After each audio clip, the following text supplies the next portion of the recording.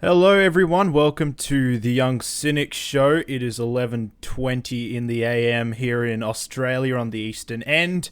And meanwhile, up in America, the DC FanDome Day 1, I believe, has just wrapped up with 5 new trailers of projects. And according to one corner of the internet, Disney Marvel is shitting themselves. As they Harry? should be, quite frankly.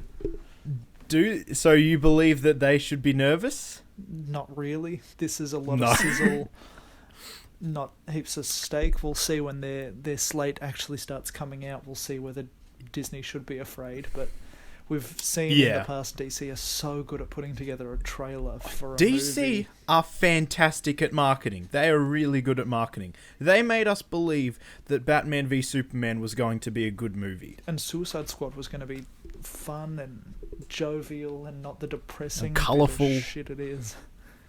Yep. So, Harry, do you want to give us basically, apart from the trailers, just a wrap of what you've seen, because you've been actually watching a bit of the FanDome.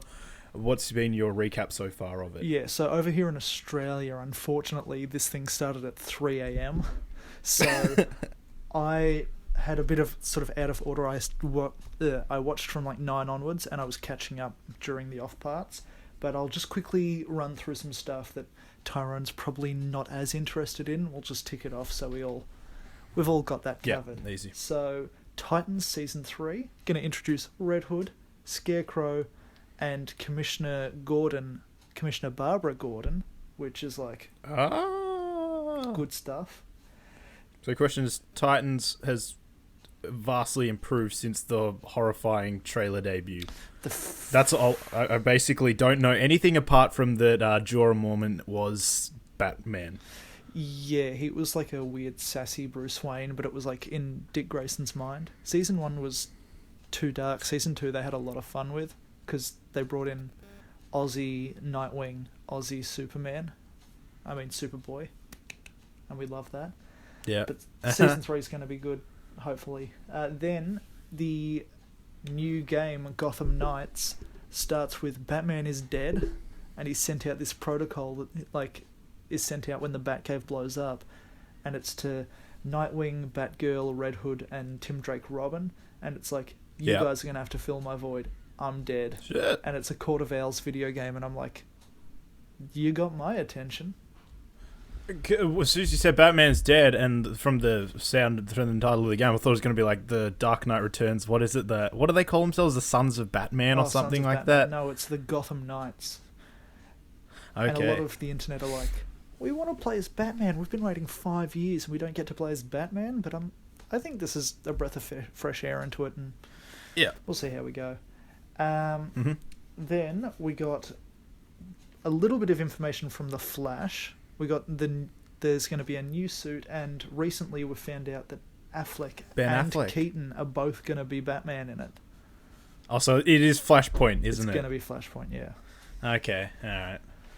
Okay, interesting. So I like both of them. We'll see how that goes. DC Comics had a surprise panel, which was Milestone is getting revitalized, which is a more indie sort of branch of their comics. So Static Shock is the big name that's going to get a new comic out of that, which is great because he's always been like almost the Spider-Man for DC, but a lot less well known. Which one's the rubber band guy? The rubber band guy? Isn't there a rubber band guy, or am I tripping? Or maybe I'm thinking of Static Shock. I don't know. It's not rubber. It's not Plastic Man or whatever it is. Elongated Man? That's where there's a guy. Is there a guy who uses a slingshot or some crap? There's like Impossible Man. Maybe. Okay. He can turn into a rocket or whatever. But from that point onwards, it's kind of the more movie stuff, which is more Tyrone's... Oh, actually, there's one more thing. There's the Kill the Justice League we got footage for. Oh, the game. And the Suicide Will Squad Arnett game, yeah? was just talking through that for some reason. They got Will Arnett there, and I don't think he's got any involvement with the game, but he was just introducing it all. I'm Lego Batman, look at me. Yeah. But it's essentially set in Metropolis. Brainiac seems to have taken over Superman, and the team of Captain Boomerang, Deadshot, Harley Quinn, and King Shark have to kill the Justice League, as the title says. It looks like it's going to be a lot of fun, and it's by the Rocksteady games development, which did all your Arkhams and stuff. So like, What, the Ninja Turtle villain? no, not Bebop and Rocksteady. Rocksteady, the game developers. You nerd. Ah, my man. I can never forgive what they did to them in that movie. I still haven't seen it out of my love for Stephen Amell, which is a weird reason to have not seen that movie. It's a weird. His performance. I mean, it's keeping with the DC theme. It's a weird one. Yep. So from that point, we started off the thing with all our Wonder Woman stuff, and we got a trailer. So it's this to me felt very much like an unfortunate spot for them to be put in, because the movie should have been out for 3 months by now. Yeah. So I guess it's still to build hype, but it felt like a final trailer which they didn't want to release, and we got a view of the cheetah, which I was completely fine with not having seen it before. Look, they kept her in the dark. We don't have any this trailer HD was stills of her. It's kind of, you get the vibe, and that's about it. But yeah, it seems like the CGI. They're just trying to keep the audience's eyes on this project that you can only market her on Doritos. Yeah, you can only market her on a Doritos packet for so many months. Oh, I love my Doritos. And look, I'm not too hot on the whole the look of Cheetah, like just from the 3 seconds we got, but and it was very much solid. Like the trailers were all, the original trailers were all building up her relationship with Kristen Wiig and a relationship with Steve Trevor, and then it was Pedro Pascal in the middle. Yep.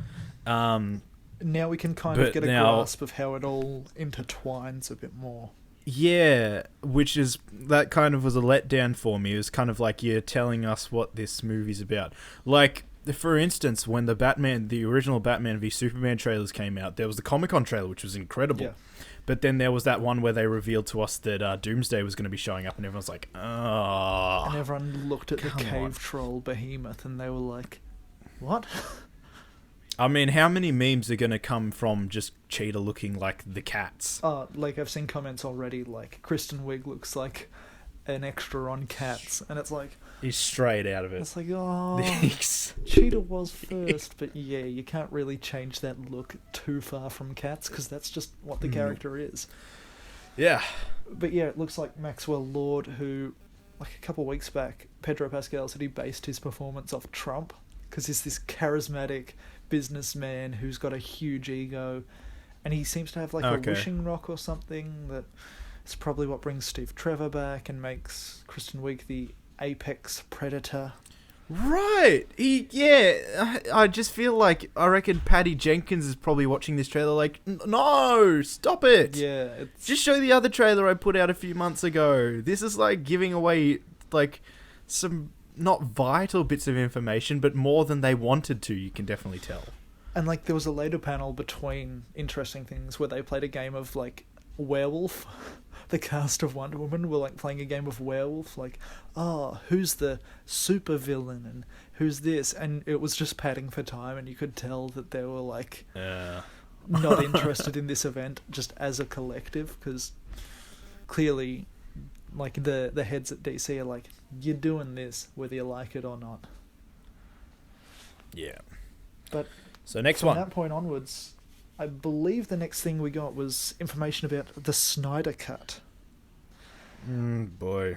Now, it's been announced that we're going to get 4 single-hour chunks, so this is definitely going to be a weekly thing, so they can get subscriptions. Oh my God! Wow. I mean, hey, look, if there's something where it's like, you get your first month free, then I'm completely down for that. I can just cancel as soon as I've watched all 4 parts. That's the issue, though. 3 weeks, and then the 4th week for the 4th chunk, you've got to pay for. No. It would be, you start on the day, 1 week, then the next week, so it's technically been 1 week, and then the next week it's been 2 weeks starting from that original day. So by the time you get to 4 weeks, it's been 22 days. Oh yeah, I guess. Yeah. So that's basically my plan for it, because I'm not paying for HBO, whatever this is. Honestly, there's a fair bit of good content on HBO. Like, I wouldn't mind having it for a month at least. Yeah. And if this is my foot in the door, so be it. But that teaser trailer, oh boy.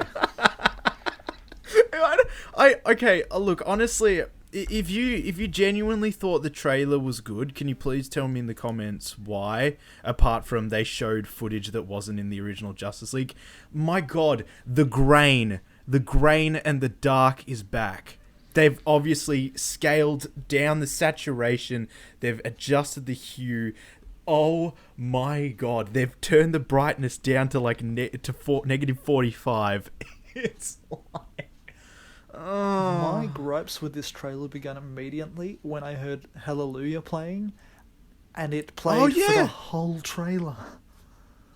So, okay, they play... What was the...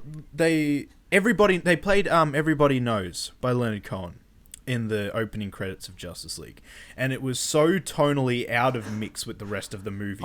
And there's like that bit where it's just like, this lady got her bag of fruit kicked because of Superman not here anymore, so oranges are victims. No, please stop, Zack Snyder. Oh, and also, I think nothing proves that Zack Snyder doesn't understand the source materials. Did you see that tweet he sent out where it was like guy was just like, it was the one where the guy where he was like rebutting to the first teaser trailer, and he's just like, he was like, this movie's made for grown-ups, and it's just like, oh, come on. Do you mean fans of the movie grown-ups? That's exactly what it is. That is exactly what it is. It's DC fanboys who, for some reason, think that this dark style that they've been going for is brilliant or something. The Dark Knight is the way to... The Dark Knight, for all of its demented stuff, it still has great moments of levity with Bruce and Alfred, and bits with Harvey as well. Harvey and Rachel. With making they're human moments. Gritty and grounded is it can't just be gritty. It also has to have humane characters who are just people in the end. And that's... he's obsessed with this idea of making every character a larger-than-life god. And the Darkseid CGI looks god-awful. Here's the thing. So you remember how the original Deadpool trailer, Ryan Reynolds came out at Comic-Con and said, all right, we're going to show you guys this one, but we're going to release the actual trailer in about 3 weeks when we've finished the CGI. Yep. So it looks good. And they did that, and everyone was like, damn, this looks amazing. Meanwhile, here, it's just like, everyone's looking at it, it's just like, this might actually look worse than Steppenwolf. He looked horrific. I had to rewatch it to realize, wait, that's the dark side you're going for? Okay, so he still has an axe or something like Steppenwolf did as well, because he's obviously just superimposed. I guess they're just really using his like likeness, and they're putting Darkseid over it. I got Black Suit Superman. You know what? If because Black Suit Superman is just like it's one thing he's doing comic accurate at least. Superman's back from the death, and he's in a black suit. And it was something that was built up in... Okay, my number one hope with this, I don't think it will be good. I don't think it will be good because Zack Snyder has had he had a great trailer for Man of Steel. He had a great trailer for Batman v Superman. They had a decent marketing for Justice League. But I think that when I watch this, the thing I'm hoping for is that we get a proper sequel to Batman v Superman. That's just what I'm hoping for. Well, I just want something that's consistent. I just want to see Snyder's complete vision play out, just so I can distinguish. I can get what it was. Like how bad it was, or like how mediocre it was between there. Exactly. It's the whole Star Wars thing. Like, I kind of just want to see one director's vision of the new trilogy, just to see if there's any more cohesion. Yeah, of course. As opposed to the Justice League we saw, which kind of just seemed so out of place, connected to the two predecessing movies. It definitely felt like a movie that forgot what universe it was in, and definitely tried to pander to the audience to get that sort of... I don't know, what were they trying to do? Make a crowd pleaser when... Like in Zack Snyder stated many times that he didn't want to make a crowd pleaser, but then at the same time, you're making a movie about Superman. like if you don't want to be a crowd pleaser, do a goddamn Martian Manhunter movie. Go make Brightburn 2, like, not Superman. Wrong avenue. But like I just look at so basically the trailer is billing on the deleted scenes. Yeah. Because I mean we see deleted footage scenes of Iris West and Barry Allen, and it's like, oh yeah, we see new characters. We see Black Suit Superman. We see another apocalyptian, the Sard. I think the internet has decided it is. It's like, yay, all these grey monsters and. So I'm looking at the trailer and thinking, so the original Justice League was an hour 59 minutes because of the studio mandate, and I mean with the credits you technically have a movie that would be about an hour 53, hour 52, and I think that for it to get 4 hours, okay, I guess that maybe there might be an hour of deleted scenes. However, are they going to be like scenes which they're added in which are just complete CGI, like they'll have a scene with Darkseid establishing his character a bit more, which is just full CGI? Well, there's so much nightmare footage that there's been a couple of I've seen things on the internet and stuff of people being like, what if they defeat Steppenwolf at the 2-hour mark and Darkseid comes and he still obliterates everyone? Because there's a line like, oh, he hasn't faced us together. And then somehow they stitch together, because Zack Snyder always had a 2-part Justice League vision that was like... Yes, that's right, 2017, 2019, wasn't it? Right. So could he be trying to stitch that movie into it as well? Because 4 hours of footage is a lot. Yeah. Like, even if you put everything in, it doesn't always make a cohesive story to have more footage. So I don't know what his plan is with 4 hours. Does it? I mean, we're going to get a whole Cyborg backstory. Well, I guess we've got to treat it as a miniseries then. Does it work as I think idealistically, the first bit would be setting up all of the characters. Part 2 would be them coming together. Part 3 would be the first challenge, and then Part 4 would be Darkseid? Like, is that how it would work, or...? Either that or throughout it, it's Batman getting his weird visions of the nightmare future and stuff. Of all of the characters to have nightmares, why Batman? That is the one that makes no sense. He's so afraid. He's a little boy. Literally everyone can... Okay, so remember how Iron Man used to have he used to have premonition. They said he had premonitions of Thanos. But they never, But that must have been like an offshoot because of the PTSD he suffered when he went into the wormhole. But here it's just like... And there was Scarlet Witch as well. Nothing would have happened. It was kind of stemmed off Scarlet Witch showing him that, and it's like, this is why, this is what he saw, this is what he thinks. Whereas this is just like, he had a bad dream, and also Barry Allen may or may not have visited him because it may have been time travel or a dream. We might not ever address it, or we might if we get Ben Affleck back when Ana de Armas gets him back on the wagon. I feel like you could take the Pepe Sylvia It's Always Sunny scene and just replace Charlie Day with Zack Snyder, and that is exactly what is going on with the Snyder Cut. He's just putting things on the board, and he's like... Someone's like, hey, those two connect. And he's like, they do? I mean, yeah, they do. That was my plan.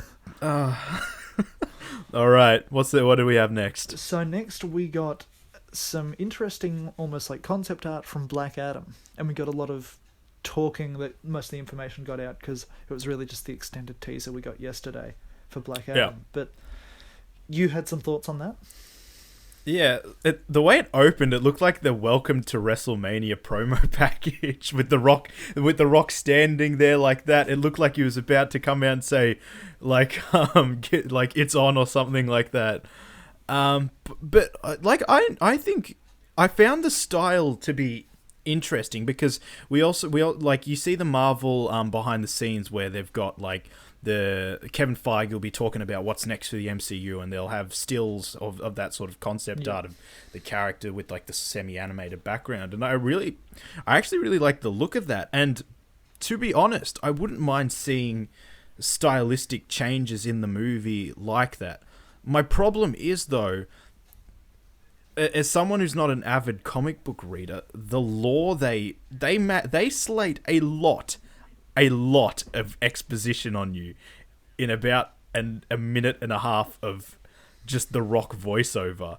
Like this magical Greek land of magic, and there's slavery, but then Black Adam rises up and fights back, and now he's the king, but then he was the bad guy.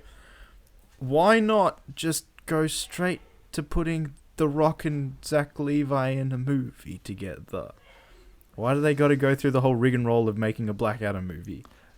The thing is, The Rock has an ego, and I don't think that ego allows him to be introduced as a villain. I think he will down the line be a Shazam villain, but I think for the time being he's like, I want to be in my movie, there can be good guys, but it's from my point of view.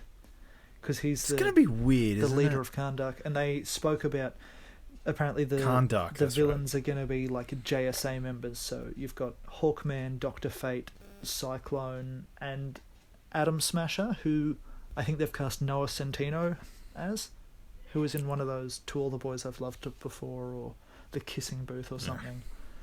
No. But like between them, I'm like, these are some like good not deep cut, but like B-listed JSA members. I'm excited to see this, especially since the Wizard Shazam seems to have locked Black Adam up, and now he's free. Right, because that was Jamon Honsu, wasn't it? I do believe so. Yeah. But maybe the Rock of Eternity has crushed the Wizard Shazam, like that great episode of Teen Titans Go illustrated, where he's sitting beneath a rock, waiting for it to kill him. Why? Yeah. So will we get in Shazam 2, Shazam fighting Mr. Mind and Black Adam teaming up? I reckon Shazam trilogy is what they've got in mind, and I reckon Black Adam will be the final villain, because from what we've seen, are they going to... Black Adam's going to have a bit of a run before he becomes a bad guy who gets beaten. Yeah, that's a weird thing. Okay. It's also weird, though, in my eyes, putting him against Dr. Fate, who is like this all-powerful magician, and then Shazam's going to beat him. Is he that blue guy with a knight's helmet? Like a golden helmet, yeah. Something like that, yeah. Okay. But from that point... Well, should we just go to Shazam after that? I think Shazam was up. Yeah, next. What happened with Shazam? What did they say? So it was a panel, and they were doing the bit of Zach Levi being like, I can't say anything. And they got questions, and he's like, I can't answer that. DC will have my head. And then he gets the rest of the cast in, and it's like, it's the kids, and it's the like the little sister, and the Shazam version of her, and the little sister's like, I'm going to draw a poster, and she holds it up, and Sinbad's in it, and then Sinbad pops into the Zoom meeting. And he's like, right, okay. Hey guys, I'm here for Kazam. Brilliant. And he calls Zach Levi John Krasinski. And I'm just like, okay. This is great. And he's like, nah, I'm in Shazam 2 now. And Zach Levi's like, I don't think you can just say it. And he's like, no, I'm going to be in it. You can't stop me. Sinbad's in Shazam 2. And then the poster the little girl holds up calls it Fury of the Gods. So it's going to be Shazam, Fury of the Gods, with Sinbad. Sinbad will be a god or a henchman? Hopefully both. So Mr. Mind will be the villain in that one? We don't know enough, but I feel like the setup, it's safe to go off that. And Dr. Savannah. Right. Mark Strong will return, because they definitely set that up. Yeah. And it which is good, because he's a good villain. Yeah, they've got all of the Shazam versions returning. So I wasn't sure at the end of the last one whether it was a one-time thing, or whether the Shazamily were going to be like a team through it all. But looks like we're all returning, so. Okay.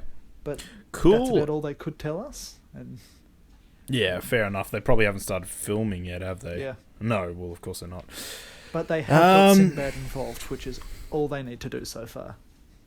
That's cool. That's good. That's good. Is Josh Thomas going to be there as well? You mean Rob Thomas, right? Rob Thomas. Who's Josh Thomas? Is he the Australian comedian? Yeah. Yeah. No, Rob Thomas of Matchbox Deep cut. 20. Rob Thomas of Matchbox 20. He's my bitch. So the next interesting panel we got was the Suicide Squad, led by James Oh my goodness, Gunn, we're not even up to... Yeah. which, Jeez, there's a lot of stuff. like, oh my god, this looks so good. We only got a teaser trailer that announced who most of the cast A casting one. Yeah. But like, I asked in our Young Cynics group chat, how many of these villains do you recognise? And you said about 5 at most. Yeah. Yeah. Okay. Is that including Harley Quinn and like Boomerang? It's including the first ones. Let me get it up So here. I've got the list here. If you want me to go through. Okay. Yeah. Here we go. All right. I'll tell you which ones I know. So we've got Amanda Waller, Harley Quinn, Boomerang, and Rick Flag from the first. Then we've got Of course. Why Rick Flag? Oh, okay. Here's the thing, though. Rick Flag, they gave him some color. They gave him a hairstyle. He wasn't just bland army man, which unfortunately is Joel Kinnaman's typecasting, of course, is bland RoboCop as well. God damn it, Joel Cinnamon. So we've got first up Savant, who is like a Birds of Prey vigilante, Have you got the casting name played as well? by Michael Rooker, Okay. Yeah. who seems a little older than the role I had envisioned, but okay. Then up next we've got Flula Borg playing Javelin, Yeah. who was a Phil Green was in this. Lantern- That's cool. Green Lantern villain, and he's like German, and his whole shtick is he throws a javelin. Well, I think just looking at this, it looks like, even just from this trailer, it looks like James Gunn has a better grasp on these characters than... Okay, look, I get David Ayer had the whole studio interference thing, but like even then, it looks like he's got a better grasp of these characters already. It's weird that James Gunn has a better grasp over these like F-list Suicide Squad characters than Zack Snyder does on over the A-list. A-listers, Yeah. It's 3 of them and he fucked them all up. Superman kills, Batman kills. Wonder Woman was done better by Patty Jenkins. But up next, we've got David Dastmalchian as Polka Dot Man. who Oh I feel yeah, like you would have that was the heard guy of. from Ant-Man. Yeah. Yeah. And he's also in like The Dark Knight, and he's a one-off villain in The Flash. The He's done a bit. guy, Joker's henchman who Harvey Dent handcuffs to the ambulance. Yeah, but yeah, Polka Dot Man is like infamous as one of the like the corniest villains ever because he throws polka dots off him, and they do. I do different remember stuff. him from an episode of Brave and the Yeah. Bold. Then we've got Daniela Melchior as the second rat catcher, and her Okay. whole shtick is she's basically the Pied Piper. She like controls Okay. rats. Awesome. Righty. Then we've got Idris Elba as Bloodsport, who is like a hitman who has kryptonite bullets and tries to kill Superman every couple of days. So he's also got Nam PTSD, but I don't think he went to Nam. I think his brother went to Nam. I don't know. He's from a different era. A bygone era. Then Okay. Steve Agee as King Shark, who looks so damn cute. King Shark Yeah. looks adorable, and I just can't He's wait doing for a little him. wave with his hands. I can't wait for him to just maul someone. I mean, that's the route they went for the Harley Quinn show. He's this real like nerdy, cute King Shark, and then the second he's got to fight someone, he's like biting heads off, and you're like, oh yeah, Ah. it's a shark. So,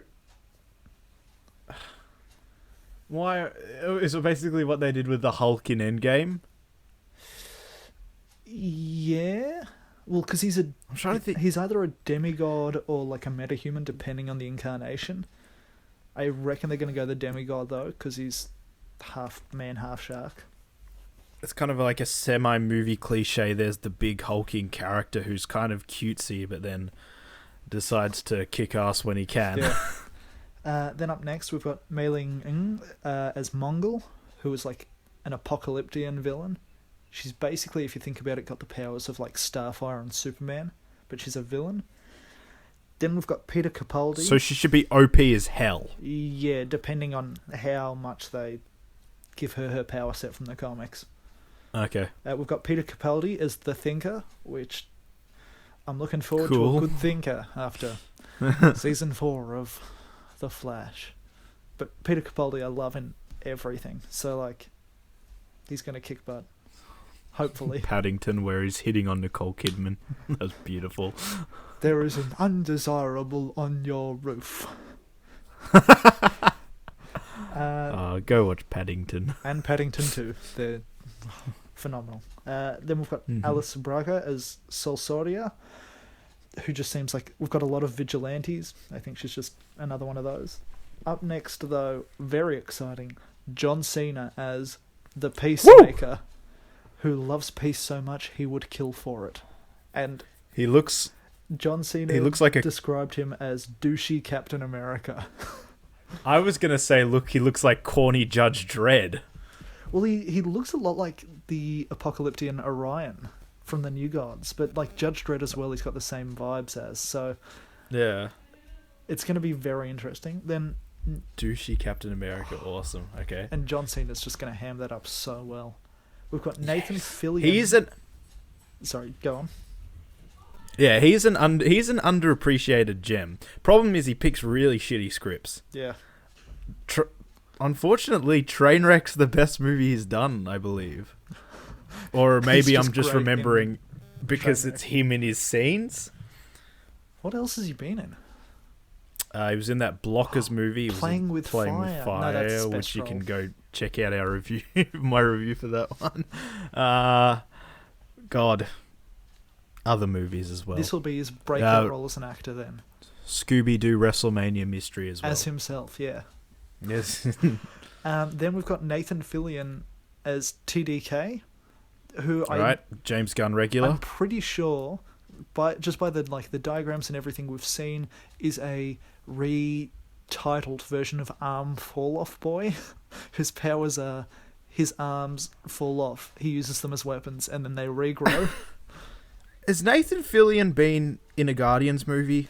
Yes. He voices that big brute in the first one, who Groot puts his fingers up the nose of in prison. That's kind of just like an underutilized... I mean, because Michael Rooker is a James Gunn regular, and he gets all the treatment in the world. Yeah. And it looks like he'll be getting it in Suicide Squad, considering he was like third build. Yeah, exactly.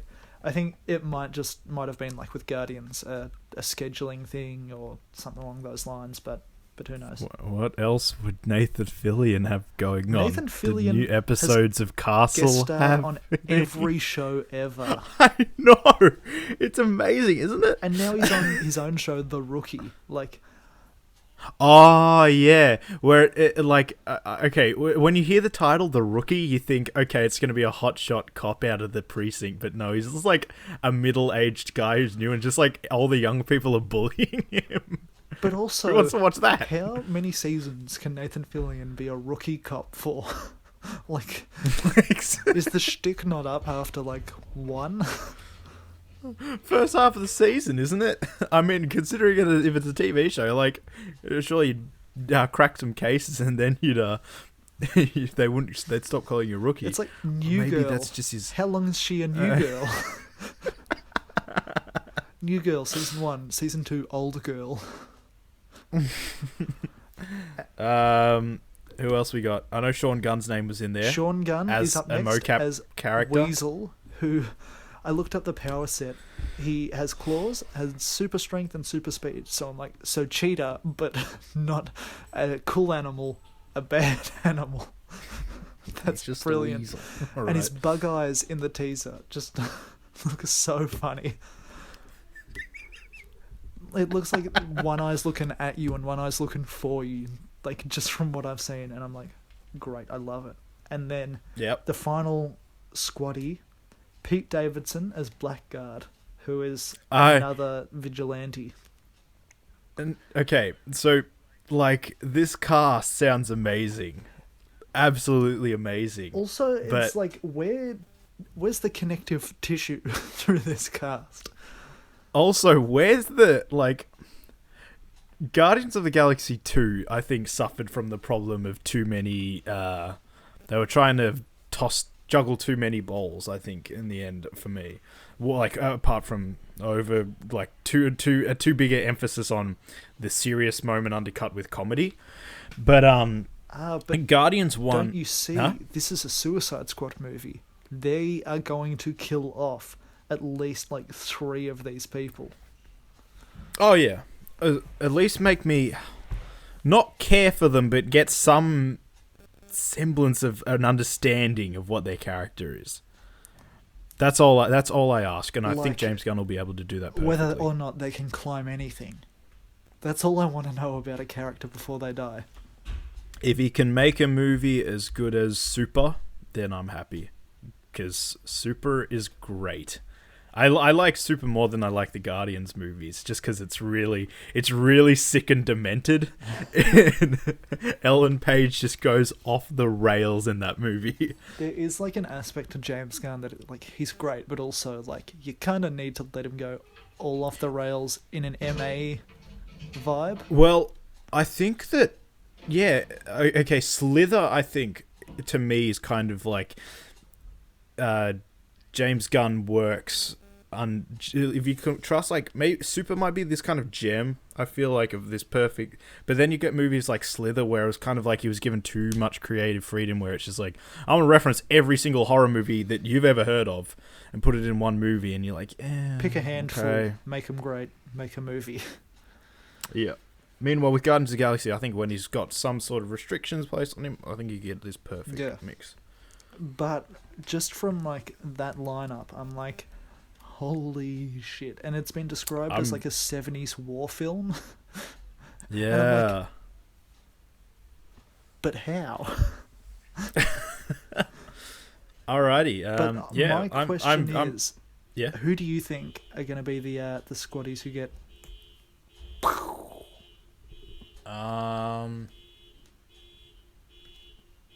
Well, I don't know the characters. You don't know the characters? No, like I like, yeah, the ones you just listed for me, I don't know enough about them to know what their degree of expendability is. So you'd probably have to tell me that. Just going off actors, then, who do you think is the A-lister they got just to blow up after a minute? Pete Davidson? Really? Because I feel like John Cena or Idris Elba are going to be like one of them's going to be, there's no bombs in our head, you're bluffing, and they just blow up instantly. That would be great. Like the Brad Pitt cameo in Deadpool 2. Yeah, I reckon one of these is just like they filmed for like 2 minutes and they've been doing like months of press. Yeah. Okay. Do we want to swoon over the final trailer now? The final, most recent trailer. And boy, howdy, was it a doozy. The Batman. Like, get ready, because we're about to just gush over this for about 5 minutes. It looks spectacular. This is just... It just feels just kind of giddy, just like seeing it, and the look of the world is so just perfect. It looks like early 80s, kind of. It's this weird, because there was like there was a car you saw which probably looked more from our age, but I think just the visual style of it all looked very kind of like pre-digital, is that right? But pre-modern tech, kind of. Yeah, just this kind of a little bit retro kind of guys on life. There was the Q&A beforehand where he said that they didn't want to film in America. They filmed in some town in Britain because there was just this gothic, of course, classical look they had, and they could build upon that digitally to make their Gotham, because they didn't want to... Wow. He said like they didn't want to have Gotham Square and you look at it and you're like, oh, they filmed in Times Square. Gotham's just New York. He's like, we wanted Gotham to be our own vision. And well, yeah, that's a problem I have with like Chicago worked really well in The Dark Knight as their Gotham, but I think when you try to do what Zack Snyder does, where he basically makes it New York is Metropolis, and what was it, Queens or Staten Island was Gotham, Something like just that, yeah. doesn't work. I personally like, because you've got your sort of goofy Tim Burton, you've got your really grounded sort of Christian Bale. I think this is the most like accurate Gotham that we've seen, because it just seems like gothic and real, but also horrible and like old and broken. Like everything about this, I'm just like, this has got me so enthralled. Just where it is. So the Riddler's in this, yes. So Paul Dano as the Riddler, yeah. Yeah, is the way the question marks popped up on the end, like 2021, leads me to believe that he's going to be the main villain. Well, I think the main villain is Calendar Man, just from what I've seen. So okay.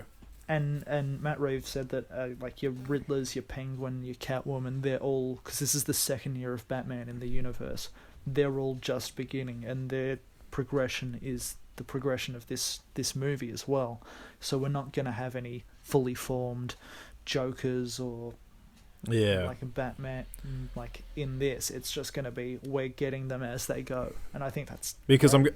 I'm gonna do it again. I'm gonna like gush about The Long Halloween being one of my favorite like books ever, and just like how like DC, you're doing all this stuff, just please do your animated version of it. Just please do it. That's what I want. I get that you're taking elements for this movie, and you took element like the mafia element for The Dark Knight, but just give me this feature-length version of The Long Halloween. You can even do it in 2 parts. I don't care. I just want it. With that style as well, where everyone looks like massive muscle-bound meat fleshes as well. Everyone has got forearms which are about 1 meter in diameter in that book. Yeah, exactly.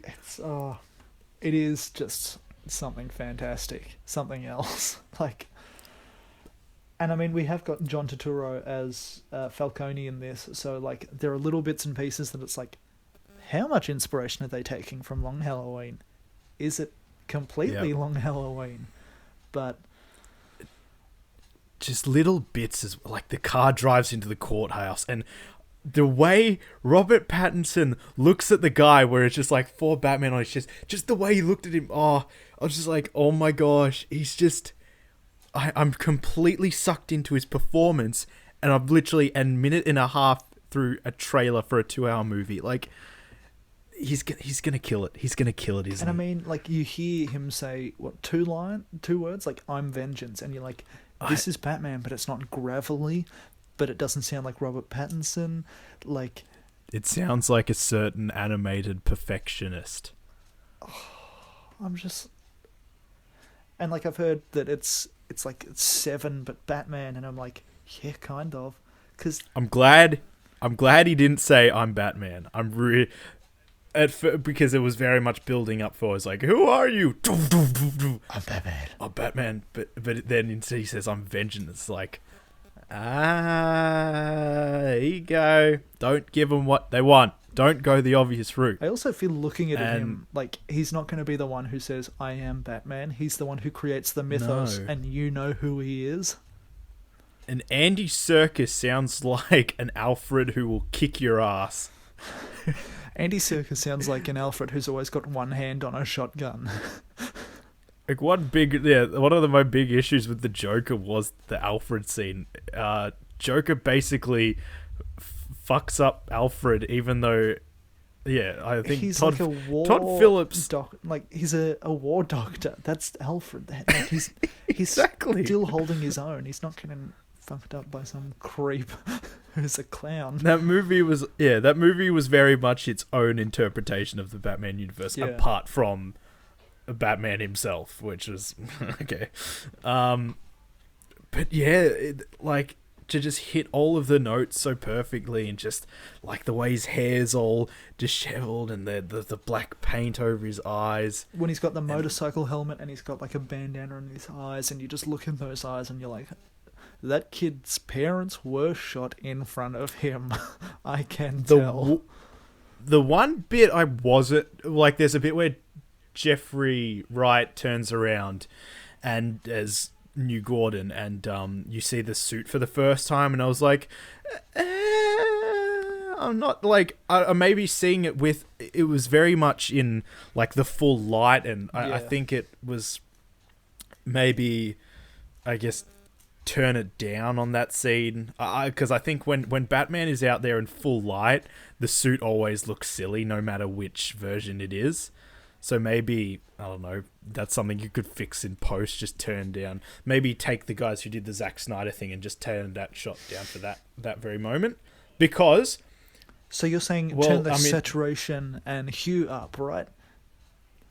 exactly Like Zack Snyder's Justice League movie in 2017 did. It's like they basically just removed the minus on all of the lighting details, and then they just got the exact opposite of whatever they had at the original spot. They just slapped him with a reverse card, and they're like the opposite. Yeah. But yeah, Matt Reeves as well said that, like, as the interview went on, like, this is a suit that's handcrafted, and there are elements that are evolving, and he's like he's modifying it. So I feel like from the suit we saw, it very much looks like this is crafted to be practical, and it's going to add this and fix this. It's like it's a suit he's constantly tinkering with, and I'm like, yeah, that looks like it's evolving even at its finest. But and we've got a theme as well. There's a musical sting for it. Yeah. Which we heard in the Batman reveal trailer. It's like this low piano. It's like dun dun dun dun. Yeah.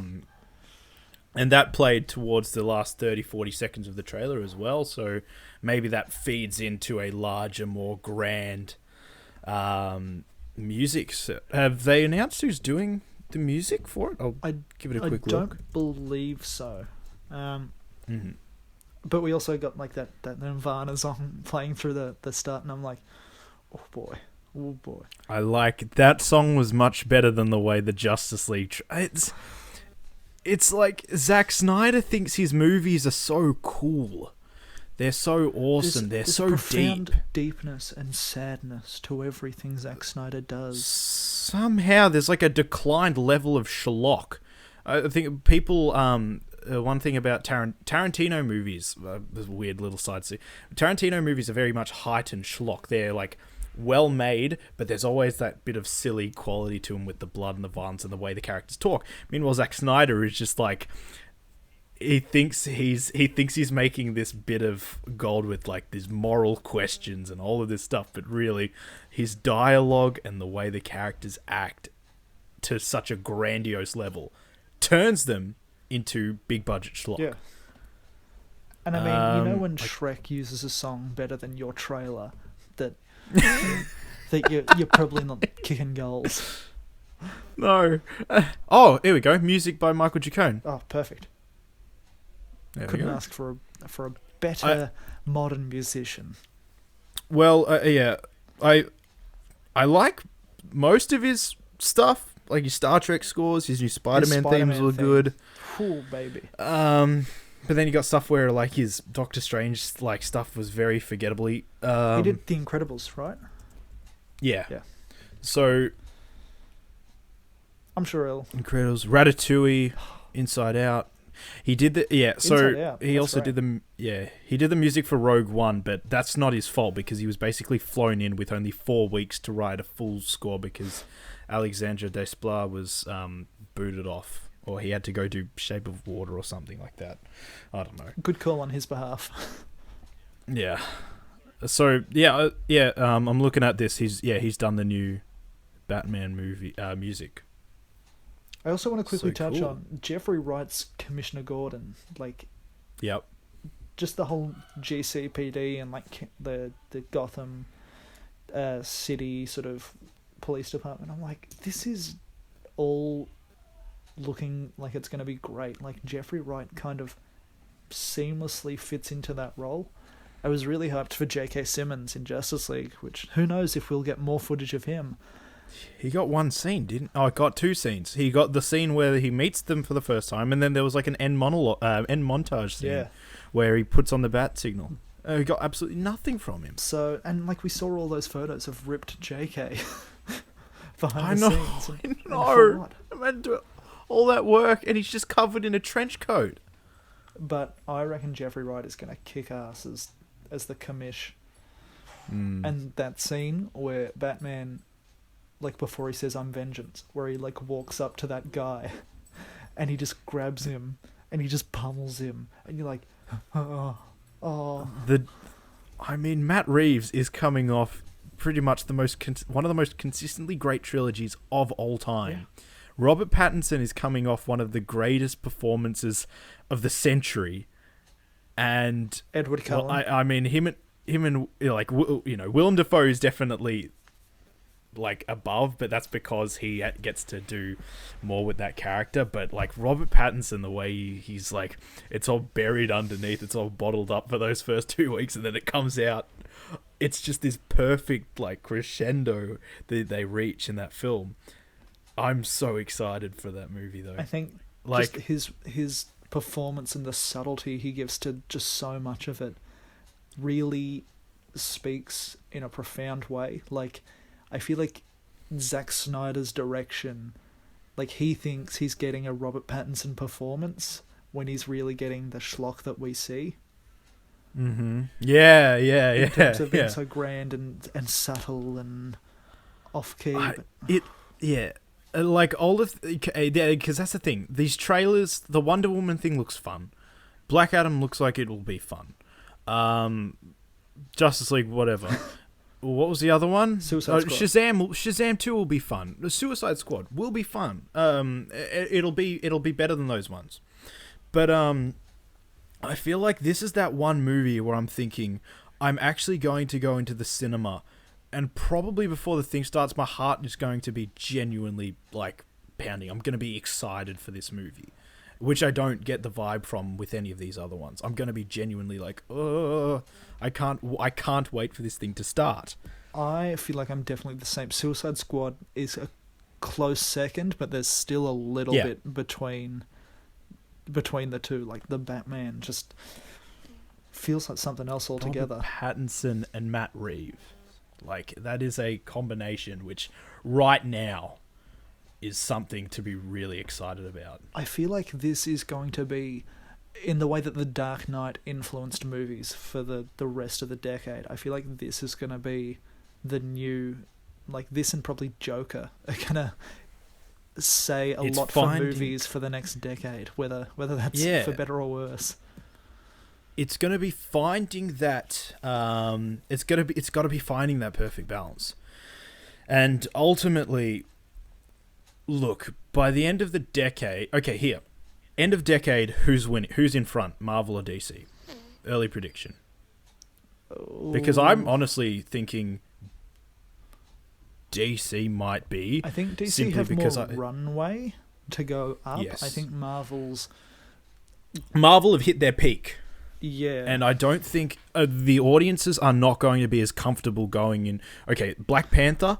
That's something they've really got going for them, but I don't think that they're going to be as hyped without Chris Evans or Robert Downey Jr. I think it really depends on how well executed Fantastic Four and X-Men are. Because if they do those right, that's a new breath of life into the universe, and Marvel's still on an upwards trajectory, I feel. If they fail to do that, if they run out of runway with the new phase, if your Shang-Chi's or your sort of Black Panther 2s or Doctor Strange just don't quite click. Right. Is Coogler doing Black Panther 2? Yeah. Okay. So I'm sure we'll get great stuff from that. But if they don't reinvent themselves, I feel like it's going to get real stale. That's the thing, isn't it? If they get... I think there was that great moment when Daredevil Season 1 came out. And I think that like people were finally realizing, oh, here we go. Marvel are now doing the dark and gritty stuff. They're doing that stuff better than DC are. Yeah. They're just keeping it on a small scale. But Look, I think we're being a bit hard on Marvel right now. Like, Marvel are doing so great, and I'm so hyped for everything they've got coming. I mean, this could just be DC's marketing department doing like a great job. And the thing is, right now we're only thinking about how great the Batman looks and the Suicide Squad looks. Meanwhile, the other three are just like, oh well, Wonder Woman's going to be good. Wonder Woman will of course be good. I definitely think that the success of everything that's been talked about in FanDome, that will determine the next path for DC. Because Wonder Woman? If Wonder Woman's or Batman okay and Batman is great, they're gonna go, okay, let's split off. Let's not focus on this DC connected universe.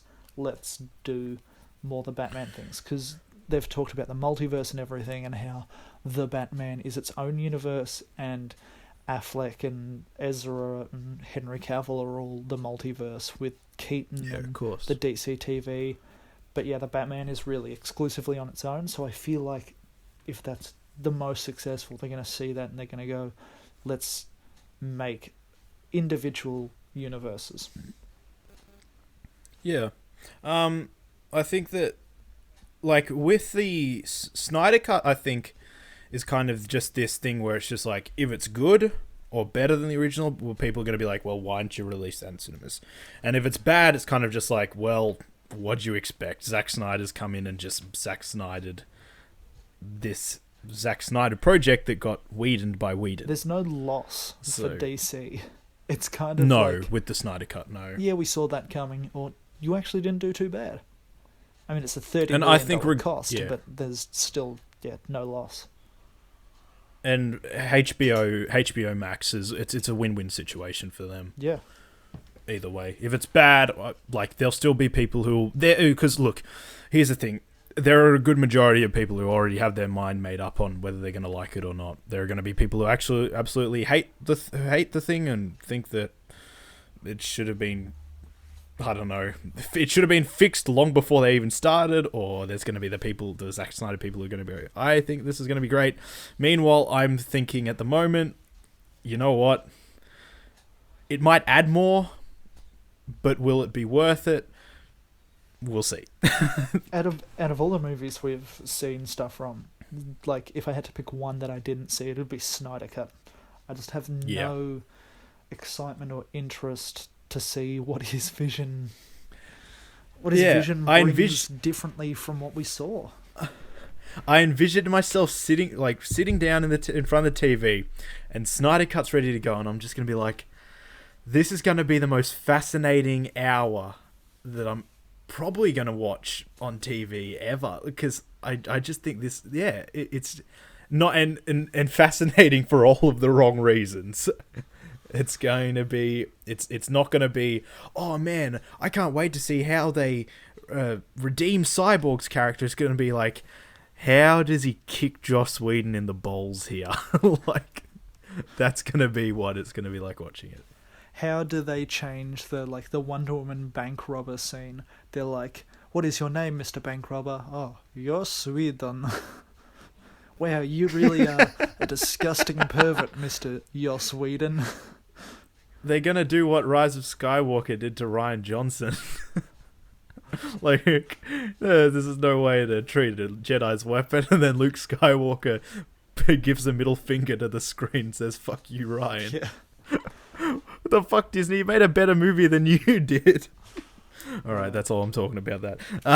But, so DC Harry, is there any more stuff that we can expect which is worthy to be talked about, I guess? Well, they decided to split it into the sort of the good, interesting stuff, and a lot of the other shows are going to be later in September. So if you missed Legends of Tomorrow and Pennyworth and Stargirl and Doom Patrol, there will be panels based around those. I missed a handful of those. The rest I couldn't care less for, but I don't think we're going to get any more big news on the second day. We will come to you, though, we will be live streaming our reaction to the kids only portion of DC's FanDome, though. where we will be reporting on DC superhero girls. And Teen Titans Go. Okay, Teen Titans Go might have had my favorite episode ever, which Harry showed me. There was the brilliant Star Trek Star Wars parody episode, which I think if you're a fan of either property, just go do yourself a favor and watch it, because it might be one of the greatest parodies I've ever seen ever. It's so brilliantly done. It helps to have a slight understanding of both, yes, at least. Yes, if you're a fan of Star Trek The Next Generation and the original Star Wars trilogy, then it's the perfect thing for you. So thank you guys for watching today. Please make sure you like, share, and subscribe to The Young Cynics. You can listen to this podcast basically anywhere you can find good podcasts. iTunes, Podcast One, Podbean, Spotify, of course. So make sure you go check us out there and follow us. And Harry's got something to say. And if you are listening on iTunes or Spotify, please give us 5 stars and help us get up the charts, because haven't had a lot of traction on those mediums. So please go out and do all you can to get us guys looking on some more viewers, because we're not doing great outside the YouTube medium. No, the YouTube's going fine. Spotify's doing all right. I think we're doing all right there. But it's our other podcast, which we dare not speak its name, which isn't doing too flash right now. Who? Something. And yeah, I don't know. that's all. We'll see you guys later. Bye. See ya.